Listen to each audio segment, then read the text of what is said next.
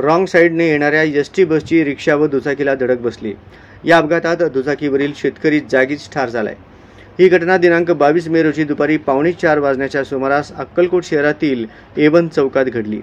याबाबत उत्तर पोलीस ठाण्यात बस चालक आरोपी संतोष मित्र खेत्री राहणार जेऊर यांच्या विरुद्ध गुन्हा दाखल झाला आहे।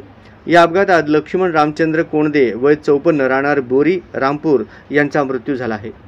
या अपघातात भीमाशंकर लक्ष्मण वाघमारे वय 42 हे गंभीर जखमी झाले आहेत। तसेच रिक्षा चालक ताजुद्दीन फकीर अहमद नाईक वय 35 राहणार अक्कलकोट, मारुती डोंगरे वय 70, महादू जानक ताफेकर वय 75, अर्जुन तुळशीराम शेरकर वय 75, कोमल मधु ताफेकर वय 65 सर्व राहणार जुन्नर पुणे हेही जखमी झाले आहेत। जखमींना सोलापुरातील सिव्हिलमध्ये उपचारासाठी दाखल केले आहे। मयत लक्ष्मण कोणदेंच्या पश्चात पत्नी, मुले, सून, नातवंडे, 2 भावंडे, 4 बहिणी असा परिवार आहे। जखमीतील चौघे पुण्याचे असून ते स्वामी समर्थ दर्शनासाठी आले होते। दर्शन करून रिक्षातून अक्कलकोट बस स्थानकाकडे निघाले होते। अक्कलकोट बस स्थानकाकडून बस नेहमीप्रमाणे A1 चौकात उजव्या बाजूने बायपास रोडकडे जाणे आवश्यक होते। चालक तसा प्रयत्न करत होता, मात्र गिअर खाली पाण्याची रिकामी बाटली अडकल्याने ब्रेक लागला नाही।